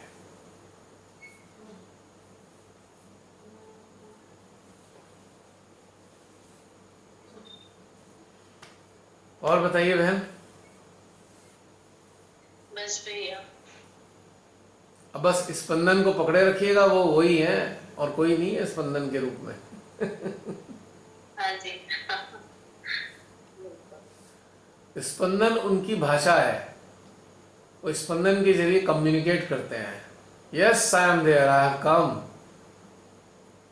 आई am flowing within you, just keep your attention on me and you will get joy and you will feel my company so close, as nobody is so close to you as I am. जितना मैं नजदीक हूं आपके, कोई उतना नजदीक है ही नहीं। अपने इनर बीइंग की एक लैंग्वेज यस, जो हम समझते हैं, वही है सबसे क्लोज, और कोई है ही नहीं हमारे क्लोज। तो फिर मजा आने लगता है, अच्छा आप इतने साथ, इतने नजदीक हो, अब हमें काहे की शिकायत है, अब हमें क्या प्रॉब्लम है, अब हमें किस चीज का डर है? जब आप हो तो हमें किस बात का डर? फिर ये वाली चीज समझ में आने लगती है हमें। बिल्कुल। चलिए, और कोई? जय श्री माता जी। जय श्री माता जी बहन जी। नेक्स्ट वन, कोई अपने बातें शेयर करना चाहते हैं?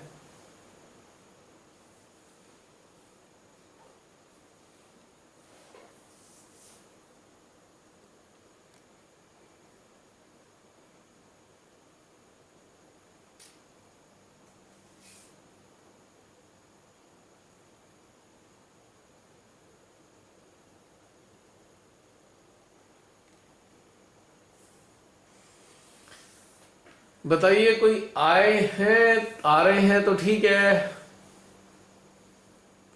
यदि ना आ रहे हो तो समाप्त कर दें।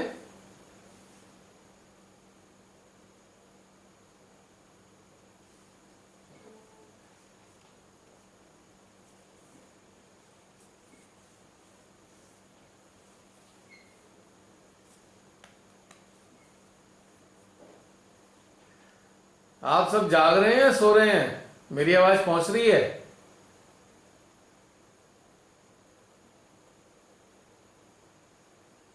प्रिय, तब तक मैं अपना एक प्रश्न पूछूं आपसे? जी बिल्कुल पूछिए, बिल्कुल पूछिए।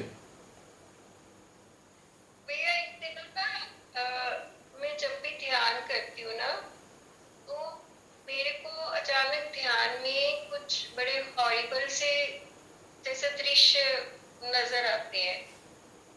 आए मतलब 2-3 बार। जैसे फॉर एग्जाम्पल मैं बताती हूँ। फर्स्ट टाइम मैंने देखा कि एक लेडी घुटनों के बल बैठी हुई है और अपनी जैसे जिंदगी के लिए मांग रही है, भीख मांग रही है किसी से। कोई उसको टॉर्चर करना चाह रहा है या उसको शूट करना चाह रहा है। अब ये मेरा दिल ऐसा है कि मैं मूवी भी ऐसी टॉर्चर वाली ना देख नहीं पाती। मैं उठ के चली जाती हूँ जब मुझे लगता है अब ऐसे सीन आएंगे। तो मैं उसके बाद तुरंत आंखें खोल देती हूँ कि मुझे इसके बाद आगे इसका अंजाम नहीं देखना।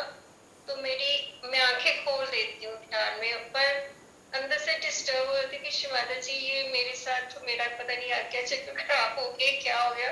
मुझे ये समझना है आपसे। एक बार मैंने देखा कि बहुत सारे बच्चों को, छोटे छोटे बच्चे, नवजात बच्चों को, मतलब जैसे उन्होंने तेल गरम कर रहे हैं, कुछ गलत अंजाम देने लगे, तब भी मैं एकदम डर के मैंने आंखें, पता नहीं ऐसा क्यों हुआ, 3-4 बार भैया।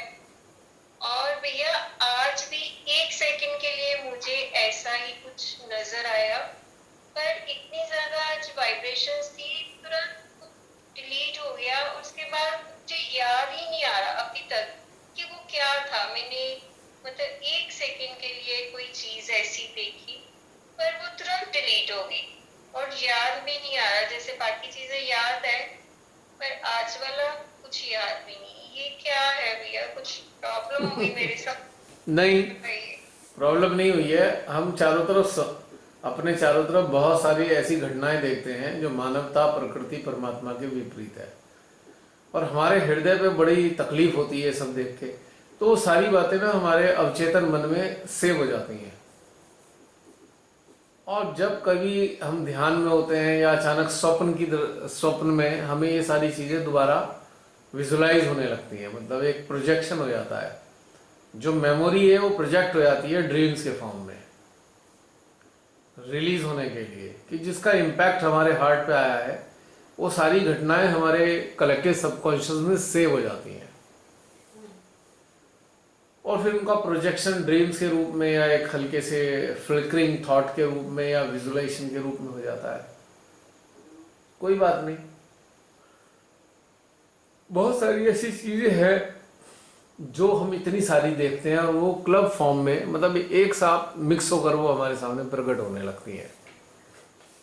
उस वक्त क्या करना चाहिए भैया? कुछ नहीं, एनर्जी कुछ नहीं। अगर उस ड्रीम का आप पे बुरा असर आ रखा है तो अपने लेफ्ट आज्ञा में एनर्जी देनी चाहिए। नहीं, असर नहीं, उसके बाद तो खत्म हो जाता है, पर मैं मतलब देखना नहीं चाहती। मैं ये आपके हाथ में नहीं है ना बहन, ये आपके हाथ में नहीं है। अवचेतन की सारी बातें हमारे हाथ, किसी की कोई बात हमारे हाथ में नहीं है। वो जो सेव हो गई हैं हो गई हैं, वो प्रोजेक्ट होंगी ड्रीम्स के फॉर्म में उसको आप कुछ नहीं कर सकते। बस इसको ऐसे कह सकते हैं, अरे ये तो सपना था। सपना है, सपना ही रहता है, खत्म। वर्तमान तो है नहीं हमारा जो इसका प्रभाव पड़े। और अगर हम कोई कहे भाई भविष्य का भी सपना हमें आ जाता है, तो भैया भविष्य का आ गया, आप करोगे क्या? You can't change future. मैं कहूं भविष्य की मुझे चीजें दिखाई दे गई, ठीक है, पर मैं उसे बदल तो नहीं सकता। तो देखकर उलझ के और उसकी बातें बता के भी तो क्या फायदा, यूजलेस। तो हमारा सिस्टम मान लीजिए एनलाइटनिंग है, तो वो सेंस कर लेता है भविष्य की घटनाओं को, क्योंकि मैंने पहले ही बताया था ना कि ट्रुथ के 3 हिस्से हैं, भूत, भविष्य, वर्तमान, सत्य के 3 हिस्से हैं। अब चूंकि हम सत्य से कनेक्ट होते हैं तो इन तीनों हिस्सों का भी एहसास हमें हो जाता है,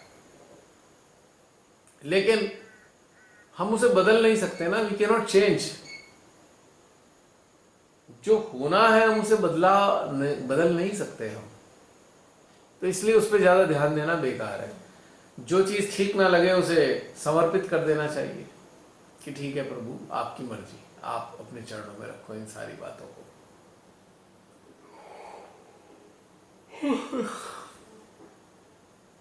तो इसका यही ट्रीटमेंट है, उसको एक्साइट कर देना चाहिए, परमात्मा के हवाले कर देना चाहिए कि आपकी मर्जी। और सपनों में तो उलझना ही नहीं है हमें, क्योंकि वो सपने हैं, सत्य नहीं है वर्तमान का।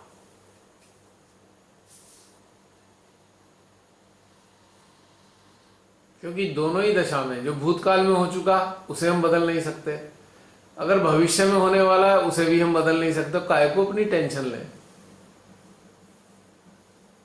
छोड़ देना चाहिए।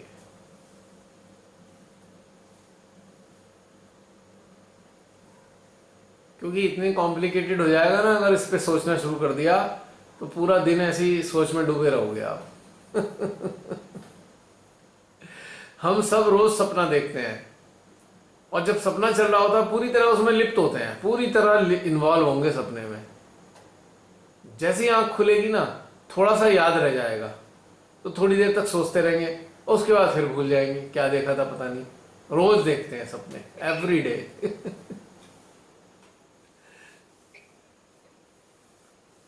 मेरे को अगर सपने याद रहे हैं तो मैं तो किताबें लिख दूं सपनों पे ही पूरी, पर याद नहीं रहते। और सपने इतने मजेदार होंगे, पढ़ने वालों को बड़ा मजा आएगा, पर वो चूंकि याद नहीं रहता इसलिए लिखना बेकार है। लेकिन उससे मनोरंजन तो हो सकता है, पर उससे कुछ हासिल नहीं होता। हाँ, एंटरटेनमेंट के लिए सपनों की किताबें पढ़ सकते हो आप, कोई दिक्कत नहीं है, पर वास्तविकता के लिए तो कोई फायदा नहीं है उससे। There is no benefit at all, क्योंकि सपना ही है। कुछ चीजें याद रहती है, कुछ भूल जाती है। हाँ, या हाँ, ऐसा ही होता है। कोई किस देखिए, सपना आता है अवचेतन अवस्था में, और जागने के बाद हम होते हैं चेतन अवस्था में। और एक सपना होता है अति चेतन का, भविष्य का। तो अति चेतन और अवचेतन जब हम जागते हैं तो दोनों ही हट जाते हैं। तो क्या होता है, थोड़ा सा जो एहसास है बस रह जाता है चेतन अवस्था में, इसलिए थोड़ा याद रहता है। तो उनका भी कोई खास महत्व नहीं है। यानी कि इंटरेस्टिंग बात देखिए कि सपना अवचेतन के कारण आ रहा है या अति चेतन के कारण आ रहा है, ठीक है, और उसकी भी यादें सेव हो जाती है हमारे माइंड में। इंटरेस्टिंग बात देखिए, अवचेतन के दृश्यों की यादें भी अवचेतन में ही सेव हो गई। अगली बार उससे मिलके फिर एक और सपना आएगा, इसलिए मिक्स टाइप के सपने आते हैं। कई बार पल्ले ही नहीं पड़ते क्यों दिखाई दे गए भाई ये, क्योंकि जो सपने में देखा है उसकी स्मृतियां भी उस सपने में आ गई। सपने में सपना, सपने में सपना, पिक्चर इन पिक्चर जैसे होता ना ऑप्शन, वही वाली चीज है। तो इसलिए इनके पचड़ों में नहीं पड़ना चाहिए सपनों अपनों के। हाँ, श्रीमाता ही साक्षात अगर आ जाए सपने में तो वो सपना नहीं है, वो तो साक्षात यथार्थ घटना है।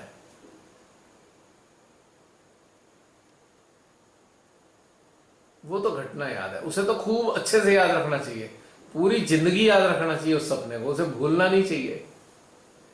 श्रीमाता जी के ढेर सारे ड्रीम आए, सारे के सारे याद हैं मुझे, मतलब उसकी एक भी घटना भूला नहीं हूं मैं, सारे आज तक के जितने ड्रीम्स हैं, क्योंकि वो सपने नहीं थे, यथार्थ है। जब हम जागे हुए होते हैं और कोई घटना घटित होती है तो हमें याद रहती है।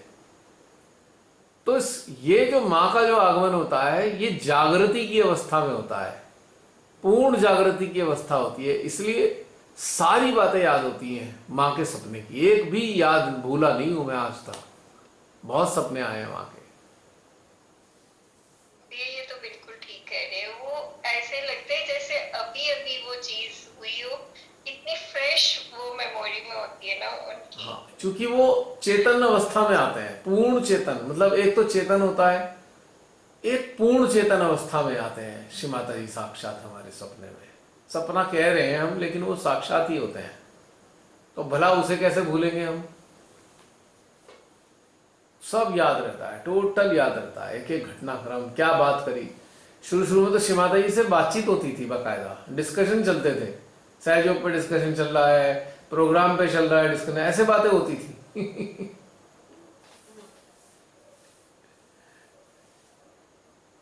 एक बार तो बड़ा इंटरेस्टिंग था, श्री माता जी यहाँ आए हैं मेरठ हमारे शहर में, और एक जगह है हमारे यहाँ घंटाघर, वहां पे एक मार्बल का चबूतरा बना हुआ है। श्री माता जी ग्रीन कलर की बड़े वो जो फुल साइज जो ड्रेस होती है ना, क्या बोलते हैं उसको, मैक्सी मिडी क्या बोलती है वो, पूरी जो फुल गाउन टाइप का होता है ना ड्रेस, ग्रीन कलर के ड्रेस में है। और मैं उनकी बाजू को पकड़ के, श्री माता की बाजू पकड़ के घूम रहा हूँ पूरे शहर में। और बातें भी चल रही हैं श्री माता जी से। और बातें क्या है, सहयोग से संबंधित बातें हैं।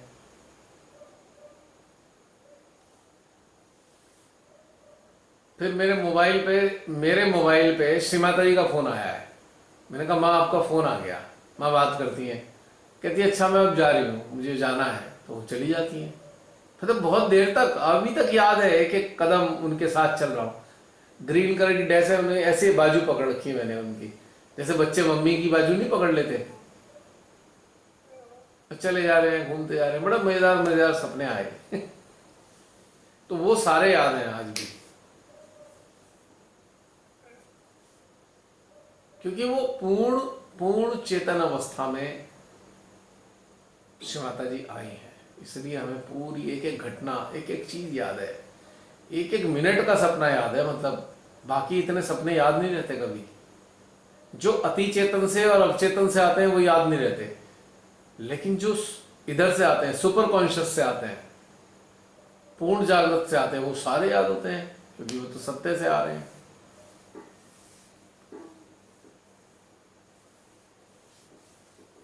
तो इसलिए बहन, अति चेतन और अवचेतन वालों को भूल जाइए और सुपर चेतन वालों को याद रखिए, जिसे सुपर कॉन्शियस स्टेट होती है।